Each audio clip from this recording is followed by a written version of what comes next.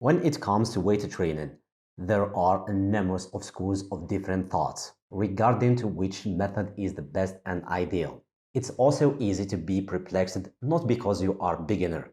Even advanced athletes get confused. People frequently wonder if they should lift heavy weight or light weight to gain muscle mass faster. Everybody appears to provide a different interpretation to this issue. Many coaches argue that low reps with heavy weights training is the greatest for quicker muscle building, although many of them insist that high reps with light weight and bodyweight exercises are the optimal approach to gain muscle and lose body fat.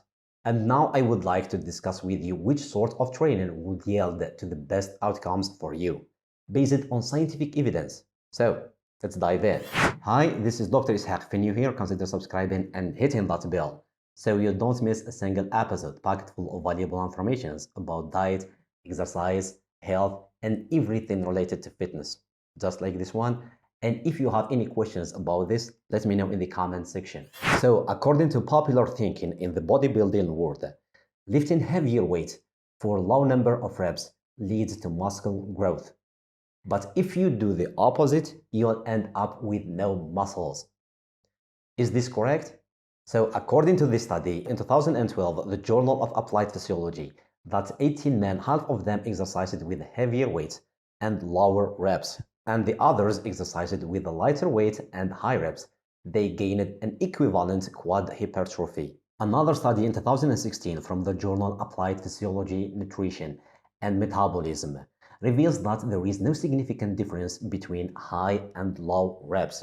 So let's begin with the benefit of light weights. Light weights are great for lean muscle mass because there is an aerobic cardio part to the exercise, and beginners who are still learning the basics may benefit from the less weight.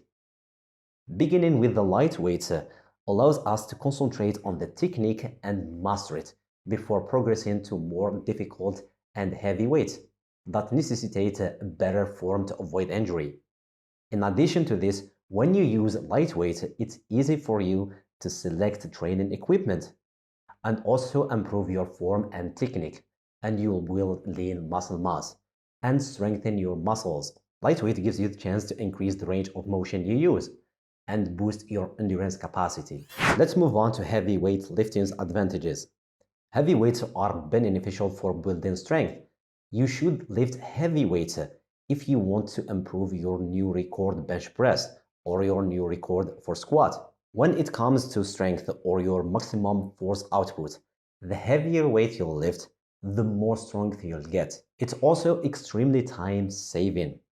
When lifting heavier weights, you just don't need to perform as many reps. In addition to this, heavy lifting sends a hormonal signal to your brain to keep your body saving your muscles from breaking down. By the way, heavier weights increases bone density more than lighter weights. And as you know, that bone density gradually decreases with age. So maintaining a sufficient level of bone density is critical for preventing osteoporosis, particularly in postmenopausal for women. When should lightweight be used? With lightweight, you'll need to do more repetitions and sets. This is because lightweight require longer time and attention to exhaust the muscles. So if you want to improve your physical endurance, lightweight will assist endurance exercises like running, or if you plan to do a marathon, why not? So lightweight can be used to target minor postural muscles like the rotator cuff muscles of the hip and shoulders on days when compound movement aren't possible. How to work with light weights?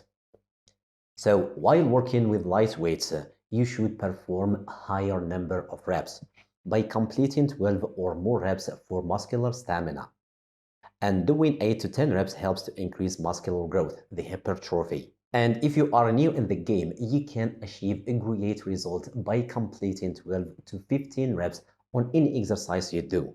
So you have to swap to a heavier weight after you can complete the exercise with the same weight for the max amount of reps. So this method is known as a progressive overload. And if you are interested on how to add progressive overload on your push-up exercise, you have to watch this video, or you can find the link in the box of description. So on the other hand, when you want to do sprint or jump higher, or you want to increase your general explosiveness, you have to use heavier weight. And when you practice in the same rep range all the time, your body adapted to it. So interval training, which involves varying rep ranges and sets, helps to keep your body surprised. So how to use heavy weights? Heavier weights leads to fatigue and exhaustion more quickly. So your reps and sets will more frequently look like 4 sets of 4 to 6 reps or 2 to 3 sets of 4 reps. And you can use heavy weights when you perform compound movements such as deadlift or squat, because these exercises engage large muscle groups. But you can't use heavy weight if you work on single muscle groups, such as triceps extension or biceps curl. So if you really want to try to lift heavy weights, at the very least in the beginning, use machine weights, because they are the safest approach to lift heavy weights for a few intense reps, because you don't have to stabilize the heavy weight on your shoulders or on your hands. A brief recap. Which is better for muscle growth, light or heavy weight? What is the best option? Unfortunately, depending solely on one kind of training has its drawbacks. Heavyweights benefit strength growth and mechanical tension more, and they are also simpler to push you to failure. So try to use heavyweights on compound exercises with fewer reps. And lighter weights create an effective hypertrophy stimulation equal to heavy compound lifting. So after you've completed your sets on a compounded movement, perform your supplementary exercises with high reps and lighter weights. Be sure the thinnest approach for muscle growth is to apply progressive overload. And if you want to know more details about it, let me know in the comment section. And guys, before you go, if you enjoy watching this video, try to click in the red subscribe button, followed by the bell icon to make sure that you never miss a bit. And God willing, see you on the next video.